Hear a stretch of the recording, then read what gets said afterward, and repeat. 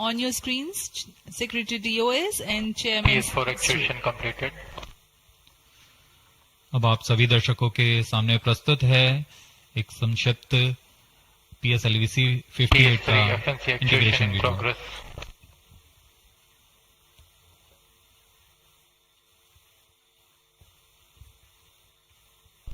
T-12 minutes.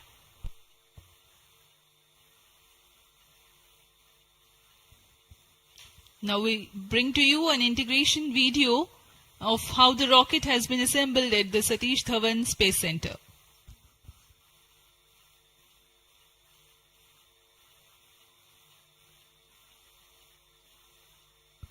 You can see on your screens the beginning of the launch campaign with the flagging off of the nozzle end segment for the core motor. In the PSLV integration facilities, the stage 1 motor is being assembled segment by segment. The S139 motor consists of 5 segments, a nozzle end segment, 3 middle segments and 1 head end segment.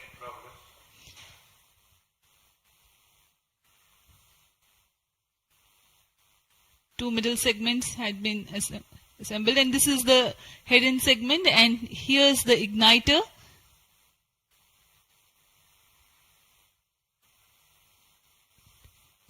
C58, being a DL version, has 2 strap-on motors, which are PSOM XL motors carrying 12.2 tons of solid propellant each.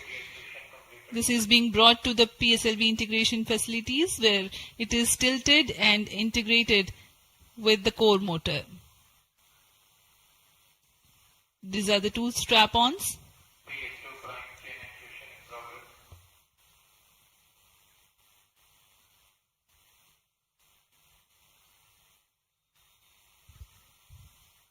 The SITVC tanks being integrated now. SITVC stands for Secondary Injection Thrust Vector Control for the control of stage 1, and this is RCT, Reaction Control Thruster Related Systems. Here you can see the interstage being carefully hoisted with the help of facility electrically operated overhead crane and being integrated to the core motor. And the second stage, PS2, which is a liquid stage, is prepared in a separate assembly building, being tilted. Vikas engine powers second stage of PSLV. It is being integrated with the core motor, and 2 stages are ready. Here, the PSLV is being transported in its semi-integrated condition from the PSLV launch integration facilities to the mobile service tower. आपने देखा प्रथम चरण तथा द्वितीय चरण का समायोजन पूर्ण कर यह तृतीय चरण को तथा चतुर्थ चरण को एक साथ समायोजित किया जा रहा है। इस समायोजन को MST मोबाइल सर्विस टावर पर लाया जाता है। सभी कार्य पूर्ण कुशलता तथा दक्षता के साथ संपन्न किए जाते हैं। यह है हमारा PSLV-C58 का उपग्रह XPoSat। इसमें 2 मुख्य निदभार हैं जिसका नाम है XSPECT और POLIX। पूर्ण परीक्षित कर XPoSat को भी पेलोड एडेप्टर के साथ चतुर्थ चरण के ऊपर में समायोजित किया जा रहा है।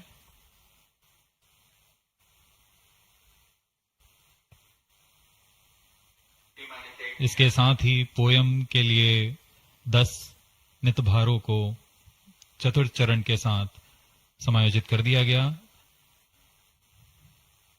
इस समायोजन को मोबाइल सर्विस टावर पर लाकर PSLV रॉकेट के साथ समायोजित किया जा रहा है। यह ऊष्मा कवच हीट शील्ड और इस तरह तैयार है PSLV-C58 रॉकेट। यहां से परीक्षण शुरू होते हैं और परीक्षण पूर्ण होने के पश्चात प्रमोशन की स्थितियां प्राप्त की जाती हैं और प्रमोशन किया जाता है। वर्तमान में ऑटोमेटिक लॉन्च सीक्वेंस जारी है और अब हम उड़ान से 7 मिनट की दूरी पर। Studying of celestial objects unveils several mysteries. 7 minutes. In September 2015, ISRO had launched first dedicated Indian astronomy mission called AstroSat, aimed at studying celestial sources in X-ray, optical and ultraviolet spectral bands simultaneously. One of its objectives was to detect new briefly bright X-ray sources in the sky. While the AstroSat is still healthy and its payloads are continuing to provide valuable scientific data, XPoSat is a step ahead in the study. It is expected to unravel some extreme phenomena. The astronomy community is particularly enthused about the prospect of systematic exploration into the polarization of X-rays emitted from astronomical sources. This aspect of study is the latest emergence in observational astronomy. Earlier tools included imaging, studying the fluctuations of light from source, and spectroscopy, which is basically a study of spectrum of electromagnetic radiation emanating from celestial bodies. Earlier observations could reveal chemical composition, temperature, distance, velocity and luminosity. Analyzing X-ray polarization signature enables measurement of deeper insights through manifestation of processes generating these X-rays having distinct signatures within appropriate energy bands, depending on the involved energetics. The XPoSat mission by ISRO is specifically designed to investigate such X-ray polarization signatures emanating from bright X-ray sources. The primary payload, polarimeter instrument in the X-rays or POLIX, operates to measure polarimetry parameters in the medium X-ray energy range of 8 to 30 kiloelectron volts photon. T-5 minutes. The first payload for this energy band.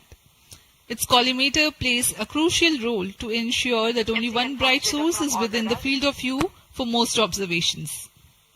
The second payload, XPECT, X-ray spectroscopy and timing instrument, is designed to offer fast timing and excellent spectrometric resolution in soft X-rays, that is 0.8 to 15 kiloelectron volts energy band.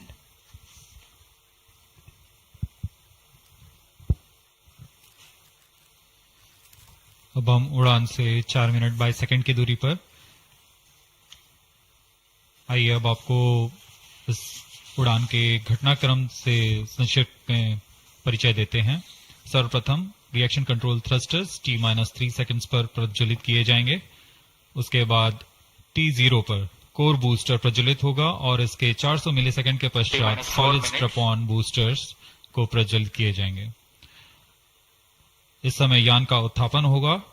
लगभग 23 kilometre की ऊंचाई प्राप्त कर लेने पर strap-on के कार्यकाल समाप्त हो जाएंगे और इसे यान से पृथक कर दिया जाएगा। कोर बूस्टर S139 बूस्टर प्रज्वलित रहकर कुछ 110 सेकंड तक प्रज्वलित रहकर यान को 57 किलोमीटर की ऊंचाई प्रदान करेगा तथा 1.62 किलोमीटर प्रति सेकंड की सापेक्ष onboard computer in flight mode.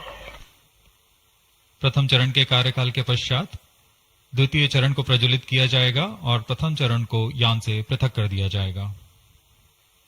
द्वितीय चरण 152 सेकंड तक प्रज्वलित रहेगा और इस दौरान यान क्लोज लूप गाइडेंस के अंतर्गत चला जाएगा और इसी दौरान ऊष्मा कवच को भी यान से पृथक कर दिया जाएगा।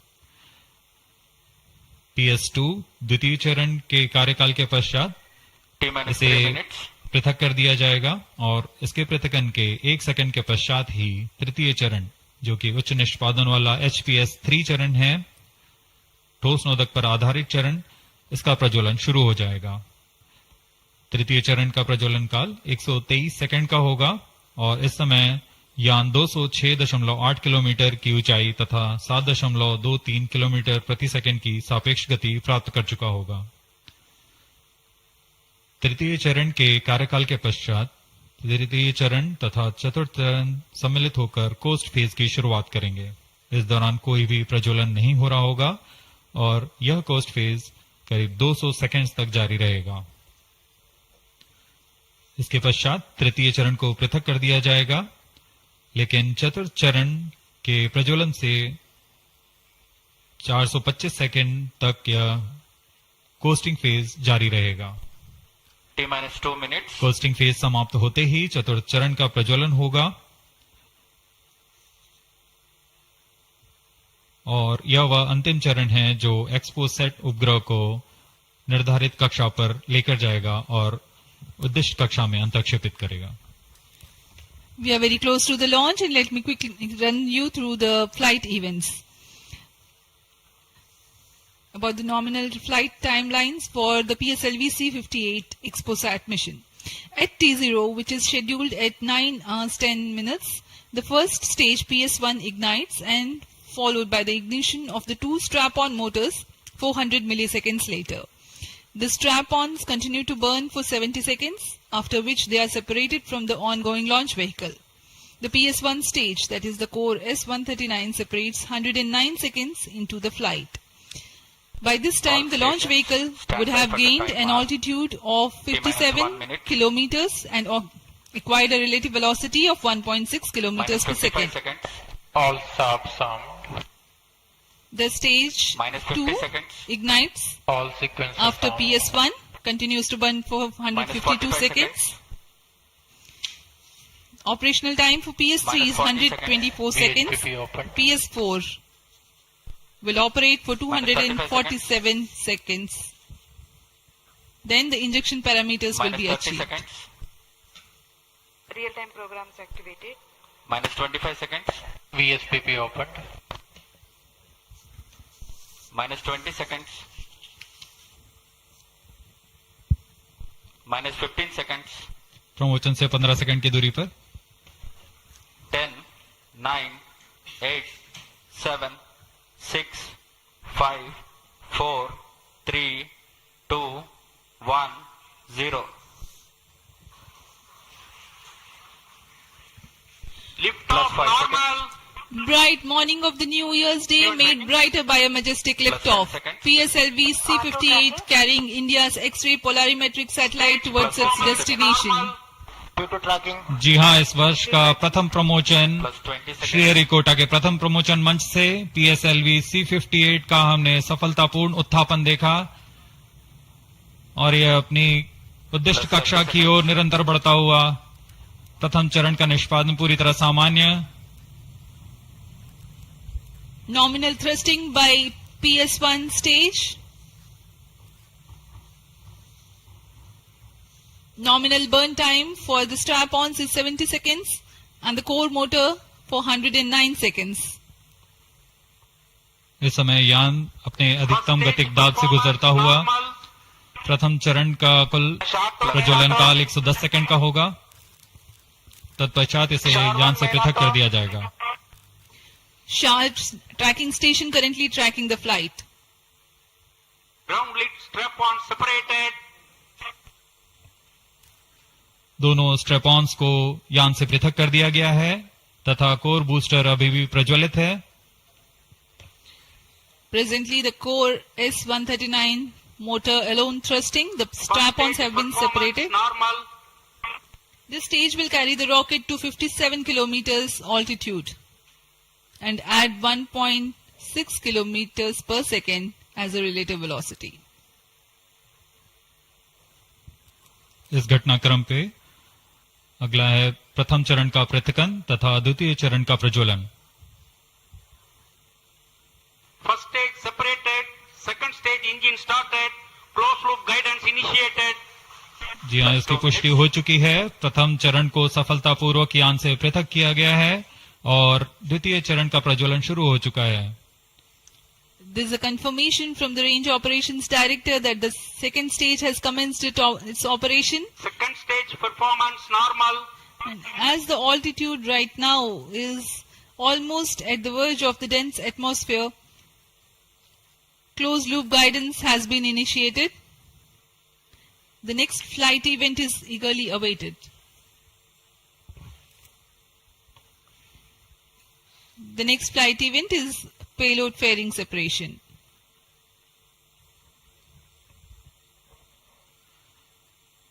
द्वितीय चरण का निष्पादन सामान्य है। इसका कार्यकाल 152 सेकंड का होगा और इस दौरान यह कुल 800 किलो न्यूटन का प्रणोद उत्पन्न कर यान को उद्दिष्ट दिशा की ओर Payload ले fairing जाता है। separated. Plus 3 इसकी minutes. पुष्टि हो चुकी है। ऊष्मा कवच को यान से पृथक कर दिया गया है। Second stage performance normal. There is a confirmation of payload fairing separation and a nominal thrusting by the second stage of PSLV. द्वितीय चरण तरल नोदक पर आधारित चरण है। इसमें UDMH और N2O4 को ईंधन की तरह इस्तेमाल किया जाता है। वर्तमान में विकास इंजन नामक इस द्वितीय चरण के इंजन द्वारा प्रणोद उत्पन्न किया जा रहा है।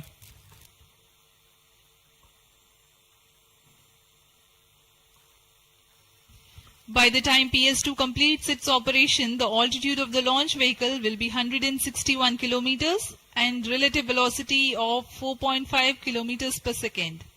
Current altitude close to 150 kilometers. Second stage performance normal. Plus 4 minutes.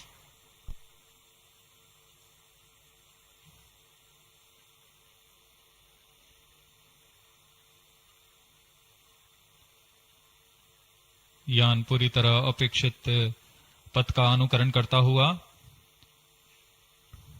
Shah tracking station continues to track.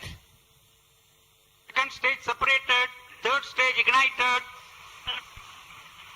द्वितीय चरण को सफलतापूर्वक पृथक कर दिया गया है तथा ठोस नोदक वाले तृतीय चरण का प्रज्वलन शुरू हो चुका है। Third stage performance normal.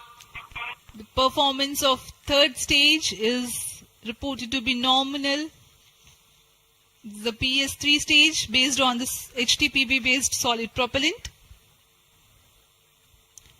It carries 7.6 tons of propellant. यान की ऊंचाई निरंतर बढ़ती हुई Plus 5 वर्तमान minutes. में यह 170 किलोमीटर की ऊंचाई प्राप्त कर चुका है तथा सापेक्ष गति 5 किलोमीटर प्रति सेकंड। तृतीय चरण HPS3 high performance third stage कुल 240 किलो न्यूटन का प्रणोद उत्पन्न कर रहा है और यान को उद्दिष्ट दिशा की ओर ले जा रहा है। Shah and Port Blair tracking stations are currently tracking the vehicle trajectory. Third stage performance normal. During the operation of PS3, the rocket gains an altitude of 45 kilometers. Relative velocity increases from 4.5 kilometers per second to 7.2 kilometers per second. तृतीय चरण में कुल 7.66 ton का प्रणोद होता है और इसका कार्यकाल 123 सेकंड का होगा। इसके कार्यकाल के पश्चात PS3 का कोस्टिंग फेज शुरू हो चुका होगा। सभी दर्शकगण यहाँ उत्साहित इस मिशन के सफलता के लिए अब कुछ ही क्षणों में हम देखेंगे तृतीय चरण। Third stage action completed. तृतीय चरण का कार्यकाल समाप्त हो चुका है और इसके पश्चात ही Combined hosting for approximately 200 seconds. इसके साथ ही तृतीय तथा चतुर्थ चरण सम्मिलित होकर कोस्टिंग फेज जारी है। There is a confirmation of expected performance by the PS3 stage, and currently the thrust has been cut off, but the vehicle is coasting with the PS3 still intact. The separation of PS3 has not yet taken place. Vehicle performance normal. यह costing phase 200 seconds तक जारी रहेगा। उसके पश्चात तृतीय चरण को यान से पृथक कर दिया जाएगा। The combined coasting continues for 200 seconds. Thereafter, the separation of PS3 takes place, but PS4 continues to coast for another 400 seconds.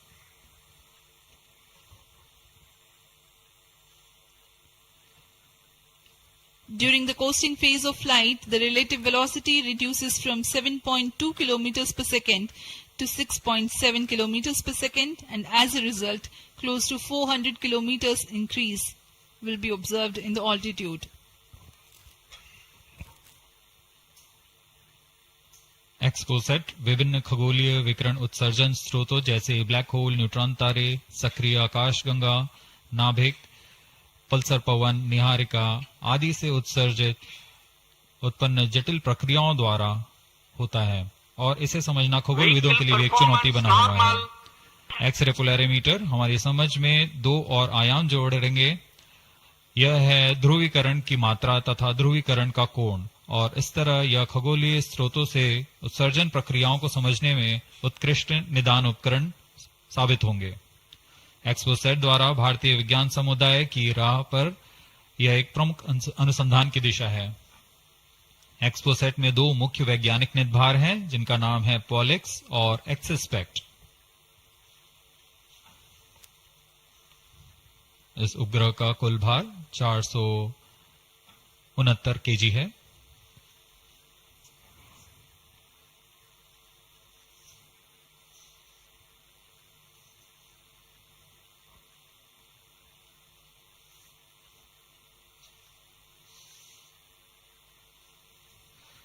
इस मिशन में लगभग 145 केजी के वैज्ञानिक निर्भार अंतरिक्ष प्रयोगों के लिए सफर कर रहे हैं। इन्हें अंतरिक्ष प्रयोग पोएम 3 का नाम दिया गया है। सर्वप्रथम poem PSLV orbit experiment module का सफल प्रयोग 30 जून 2022 को PSLV-C58 द्वारा देखा गया था। फिर 22 अप्रैल 2023 को PSLV-C55 द्वारा पोएम 2 का प्रयोग भी हमने देखा। आज इसी कड़ी को आगे बढ़ाते हुए पोएम 3 के प्रयोग किए जाएंगे। जी हाँ, इसकी पुष्टि हो चुकी है। तृतीय चरण को यान से पृथक कर दिया गया है। Vehicle in separated hosting for approximately 425 seconds. Plus 10 minutes. तृतीय चरण के पृथकन के पश्चात चतुर्थ चरण के प्रज्वलन में अभी समय है और इस दौरान PS4 का कोस्टिंग फेज जारी है। यह करीब 400 सेकंड तक जारी रहेगा।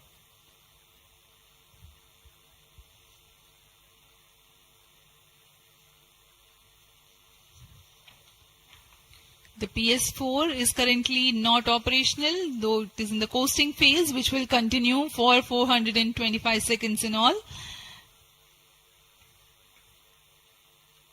Vehicle performance normal. The PS4 stage, when it ignites, will continue to burn for 247.5 seconds. Thereafter, the injection parameters of the spacecraft XPoSat will be achieved.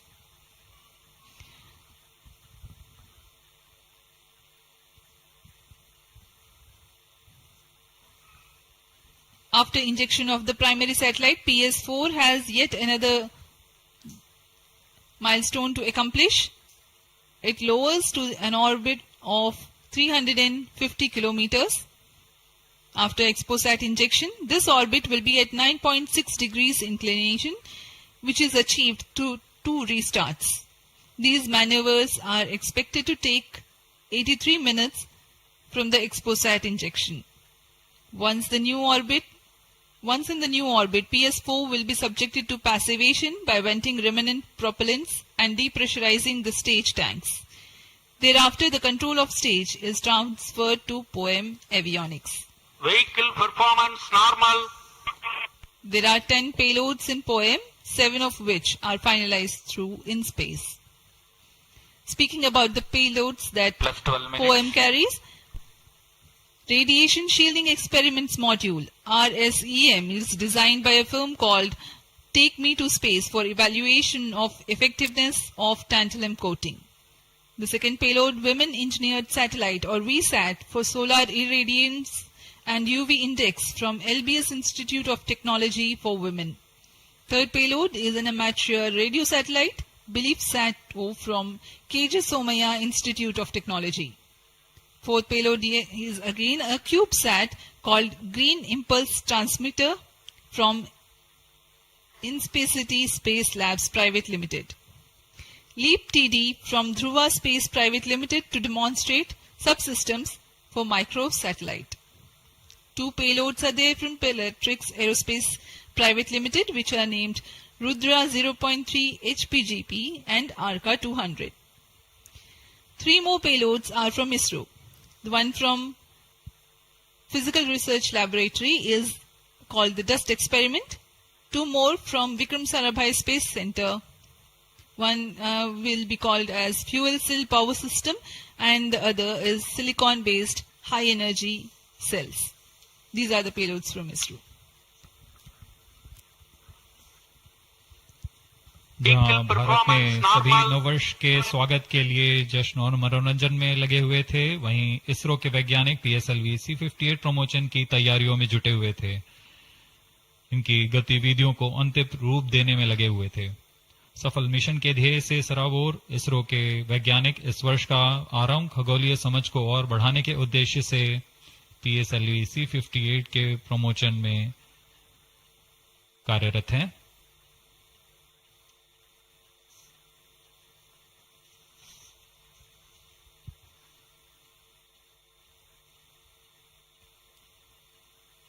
वर्तमान में यान की ऊंचाई 516 किलोमीटर,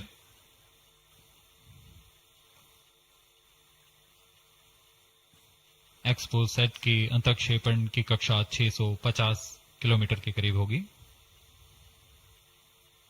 वर्तमान में सापेक्ष गति 6.86 किलोमीटर प्रति सेकंड।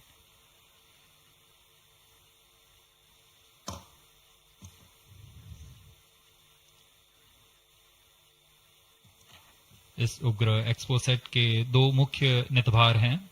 पोलिक्स, यह 8 से 30 किलो इलेक्ट्रॉन वोल्ट की ऊर्जा बैंड में खगोलीय प्रेक्षणों के लिए एक एक्सरे ध्रुवण मापी है। इस नितभार को URSC और रमन रिसर्च इंस्टीट्यूट बैंगलोर द्वारा संयुक्त रूप से विकसित किया गया है। इस यंत्र में एक कॉलीमीटर, एक प्रकीर्णन और 4 एक्सरे अनुपातित काउंटर डिटेक्टर लगे हुए हैं। इस प्रकीर्णन को कम परमाणु द्रव्यमान वाले पदार्थ से बनाया गया है, जो आने वाले ध्रुवीकृत एक्सरे का विषमदैशिक थॉमस प्रकीर्णन करता है, ताकि एक समय में इस कॉलीमीटर के दृष्टि क्षेत्र को 3x3 डिग्री से सीमित किया गया है, ताकि एक समय में एक ही स्रोत उज्जवल हो सके। इस नितभार के 5 सालों के जीवन काल में 40 चमकीले खगोलीय स्रोतों का प्रेक्षण करने की अपेक्षा है। यह मध्यम एक्सरे ऊर्जा बैंड का पहला नितभार है जो ध्रुवण मापन के लिए समर्पित है। इसके अलावा एक और नितभार एक्सस्पेक्ट एक एक्सरे स्पेक्ट्रोस्कोपी और टाइमिंग नितभार है जो एक्सपोसैट में जा रहा है। यह सॉफ्ट एक्सरे स्पेक्ट्रम में त्वरित समय तथा संवर्धित स्पेक्ट्रम विभेदन प्रदान करेगा। यह पॉलिक्स का डेटा को इस्तेमाल करते हुए निरंतर उत्सर्जन में वर्णक्रमीय स्थिति परिवर्तन, लाइन फ्लक्स और प्रोफाइल में परिवर्तन 0.8 से 15 किलो इलेक्ट्रॉन वोल्ट्स रेंज में उत्सर्जन की लंबी अवधि में निगरानी कर सकता है। Vehicle performance normal. इसमें कोलीमीटर का उपयोग पृष्ठभूमि को कम करने के लिए एक्सस्पेक्ट के दृश्य क्षेत्र को कम किया गया है।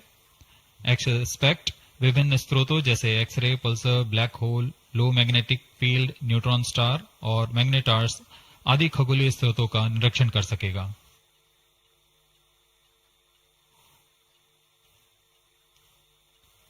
कोस्टिंग फेज समाप्ति की ओर।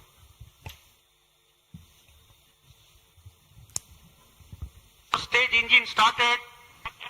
There's a confirmation that the 4th stage has commenced its operation. We are plus 17 minutes. We are 17 minutes into the launch. Current altitude is 606